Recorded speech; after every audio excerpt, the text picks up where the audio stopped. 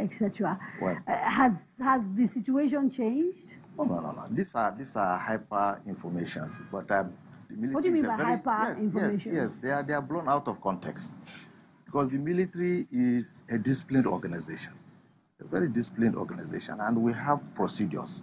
If there are issues, there are procedures of addressing them.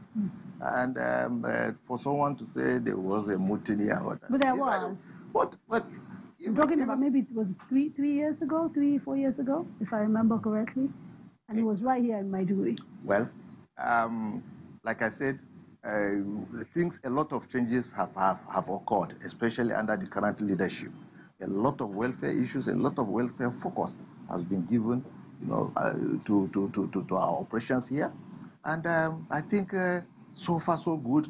They are being implemented. And we're getting over all those kind of little issues that hitherto were some challenges here and there.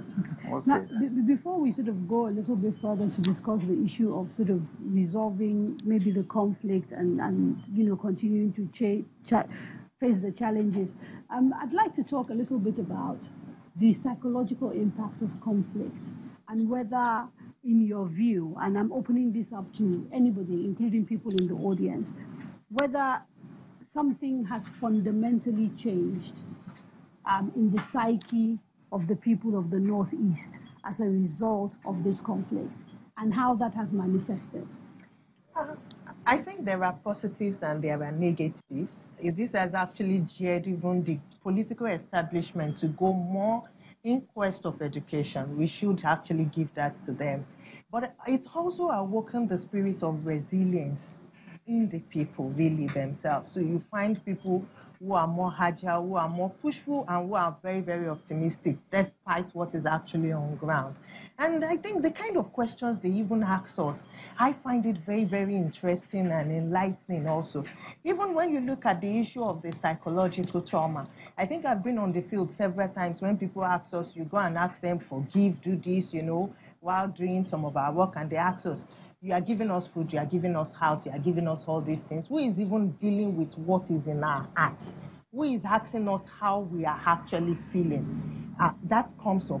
But resilience is very, very key, because we have documented many case studies, which also talks to the issue of building local agency, what is already existing, and using it to strengthen the whole system. It's not just a government thing that can do. So, for instance, in Adamawa, in Duru, we were there and we saw that in Duru district, they already have a structure where they are effectively using to deal with the issue of the insurgency, how to forgive, the issue of reparation, the issue of truth-seeking, and it is the local people themselves, without the help of any government or international organizations, who are building peace and coexistence in their own community. So let me bring in the audience. Comments around post-traumatic stress disorder and the impact of conflict on individuals. If there's anybody, yes, ma'am.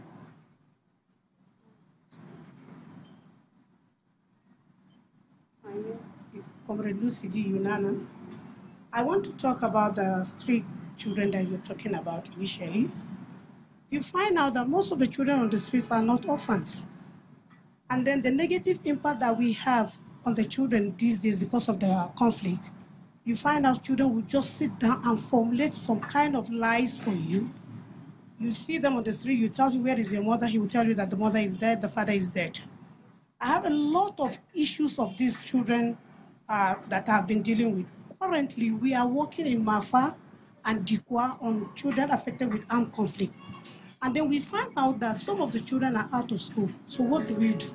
Some of them, we start training them on skills, economic skills acquisition, being funded by the Nigerian Humanitarian Fund, that's OCHA. And then you find out that there's so many things. Even the men now are lazy. You find out that most of them are dependent on what the NGO will give them or what the NGOs will give them. Just Monday I went out, I told them that we have to start changing our narratives. Because when we went to talk to sensitize, to create a kind of awareness on gender-based violence, some of the host communities and the IDPs, the first thing they will ask you, did you bring food for us? And I told them. It is high time now we should start changing the narrative of the problems we have in the Borno State. And I think we have not come to give you food, but we have come to tell you where you access some of the facilities that will be helpful to you and to your family.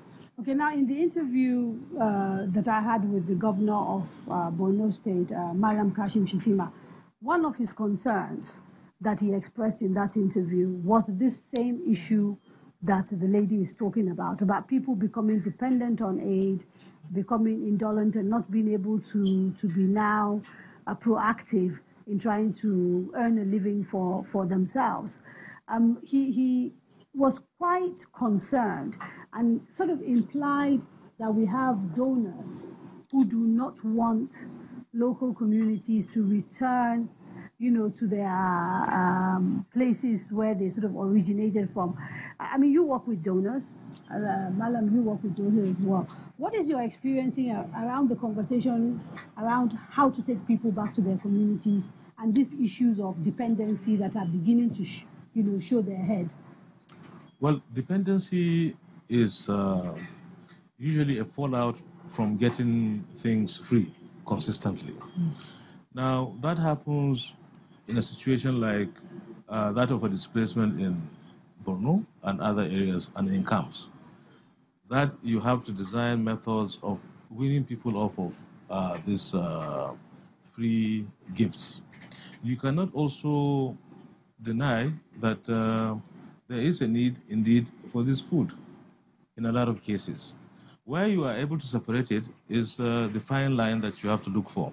But a lot of cultural changes occur when a population as large as 2.4 million is initially displaced and forced to live in camps, which is something very alien to them. And you have donor partners bringing in food and other non-food items to them, to distribute to them, which is, for all practical purposes, very, very good. It's well-intentioned. It's well-intentioned. But then, there are fallouts. The camps now begin to create new cultures, new culture of anticipation, culture of entitlement, culture of dependency.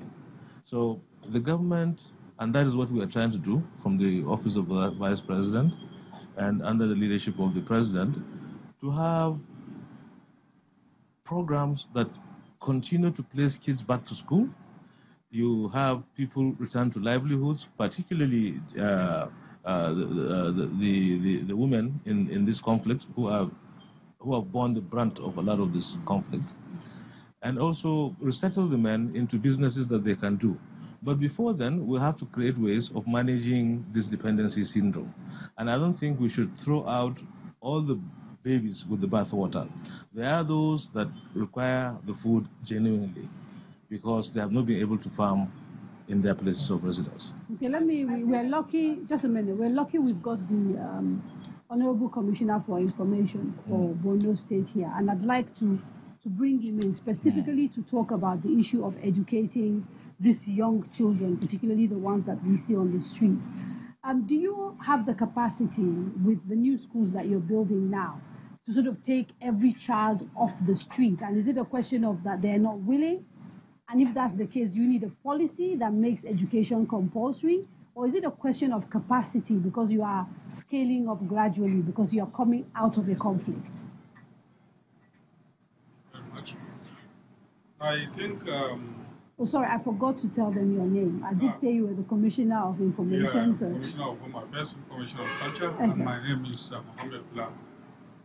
And I think to answer your question, I would like to see a situation where we can adequately and sufficiently address this problem at the post-conflict level.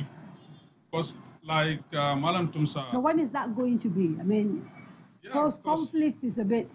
If you still got guerrilla warfare, you still got attacks. Yeah. Are you ever really going to reach a situation? I'm not suggesting that we're going to fold our arms and wait until the conflict is over. Because like the general said, it's not something you are going to just switch off and say it's over abruptly. It never happens that way, you know. But for us to fully address the problem, there has to be some level of robust semblance of peace. But nonetheless, as you said, we are already building a lot of schools across the state. You know, we're building a lot of schools.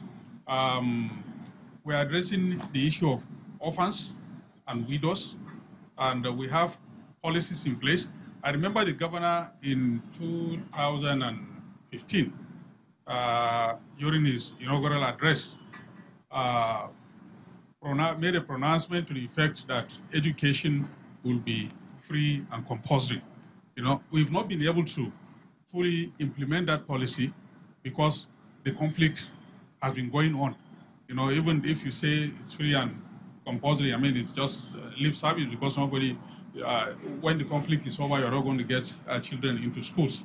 So this is a problem. Taking off kids from Maiduguri, I have to admit that many of these kids actually you see on the streets live with their parents, even here in Maiduguri, apart from the Almajiris. We have a lot of hundreds of, if not, I mean, tens of thousands, if not hundreds of thousands of kids. So in a place like Maiduguri, which Yes. seems to be, relatively safe, we've Yes. driven in, there's a lot of rehabilitation. You can see that this is a town that is being rebuilt. What is the difficulty in implementing that policy to begin with, at least in the capital city? Well, first of all, the infrastructure, most of them are just being put in place. If you make a pronouncement and you don't have the infrastructure to support it, you're only wasting your time. So, but going forward, many of these schools, some of them are going to start admitting students this very month. We are in September. You know, many of the schools are still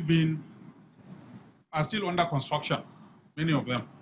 But the few ones that we have completed, like the renovated primary and secondary schools, you know, in fact, most of the primary and secondary schools in Maiduguri have been renovated. Many of them now have, I mean, the intake, you know, the student population has ballooned since then. We have... Now, schools are not just infrastructure. I have to go to break. That's why I'm rushing you a little bit. Yes. I understand the numbers are that some 2,275 teachers roughly have been killed since the start of this conflict. So where are the teachers coming from that are going to be in these classrooms teaching the students once you sort of build the schools? With respect to that, I have to admit that we have our work cut out for us. That's the fact of the matter. Even without these teachers being killed, the fact has always been that most of our teachers had been poorly trained, you know, and so we need to, you know, now that these schools are being put in place, we're doing our best. We're beginning to look at the question of training and retraining teachers and also employing more of them. Just this month, the governor has given a directive that 1,000 more teachers be recruited.